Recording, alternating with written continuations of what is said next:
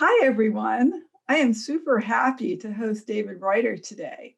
David is the new faculty director of the Teaching and Learning Commons at UCSD. And his books include Shakespeare's Festive History and Shakespeare and Immigration, co-edited with Ruben Espinosa. So welcome to the UC system, David. I was so excited to learn that you'd be joining UCSD because you have just published a really innovative book, the Arden Research Handbook of Shakespeare and Social Justice. Can you tell us the story behind this volume? How did you come up with this topic? About 20 years ago, when I first came to the University of Texas at El Paso, I was at a reception for the Hispanic Center of Excellence.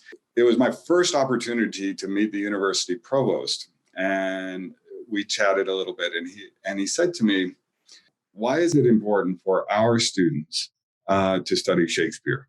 Now, so I went away and I thought about that. You know, at the University of Texas at El Paso, about 85% of the students are Latinx. Over 70% are low income. So I thought to myself, what he's really asking to me is about context and cultural relevance. And shortly after, I became acquainted with Chris Anthony from the Shakespeare Center of Los Angeles, who runs a program called Willpower to Youth. And I remember, you know, the first time that Chris and I had lunch, she asked me if I thought of myself as a Shakespearean. And no one had asked me that question before. And so I said, well, I guess some people think of me as a Shakespearean, right? They hired me with that sort of idea in mind, for sure. I said, do you think of yourself as a Shakespearean? And she said, no, I think of myself as a social activist. I make use of Shakespeare in that agenda.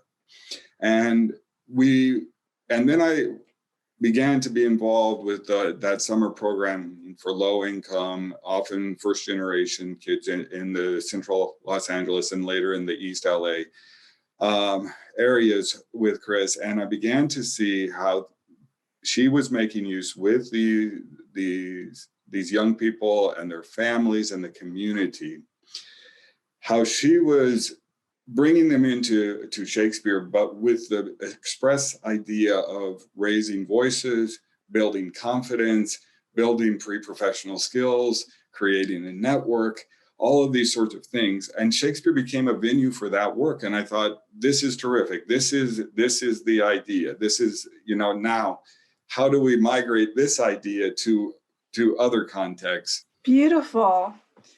I love the fact that you decided to begin this book with interviews. What led you to decide to frame the volume in that way? It's so conversational, it's so invitational.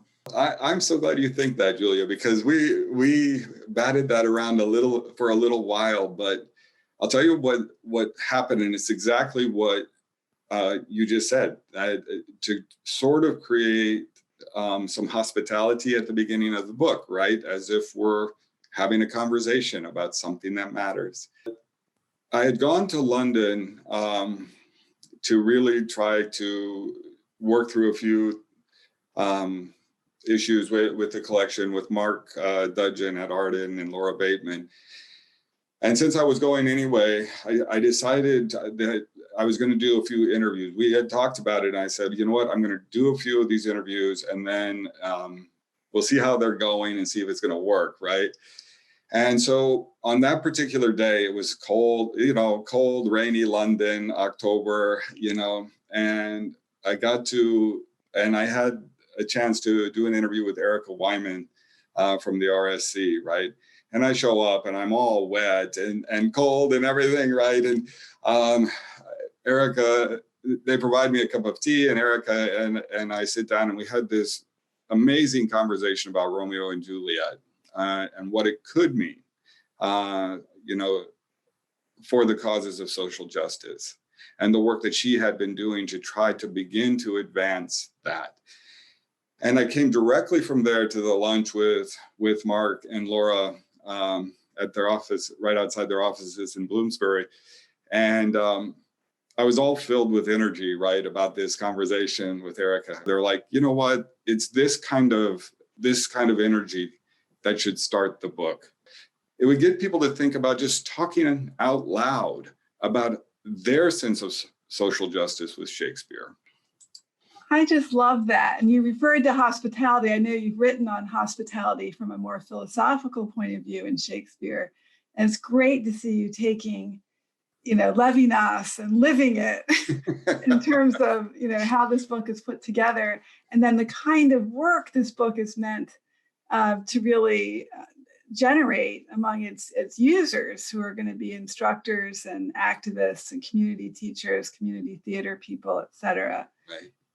Can you just say a little bit more about how you understand social justice? Leanne Bell, I would say,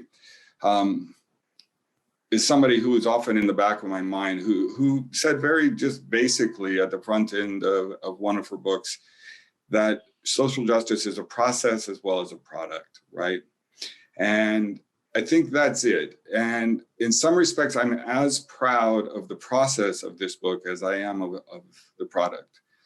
We went out there and worked and found voices, and we made sure that we had voices from around the globe coming at it from different perspectives, talking about things that mattered most to them, and just making it, in some respects, we talk about this, in our classrooms, creating a safe space to have this conversation out loud.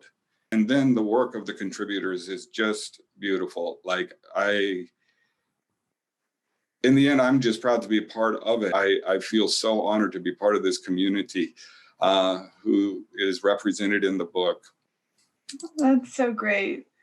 So you have a new position at UCSD as faculty director of teaching and learning.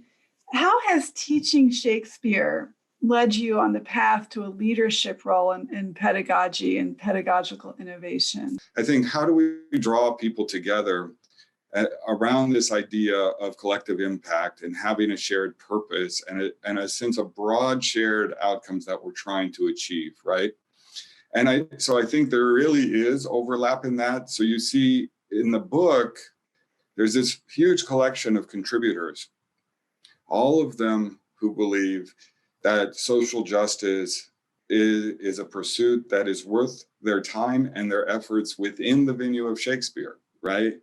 And just bringing them together, say, okay, here's a field of play. Now we have a community, we have a safe spot to do the work.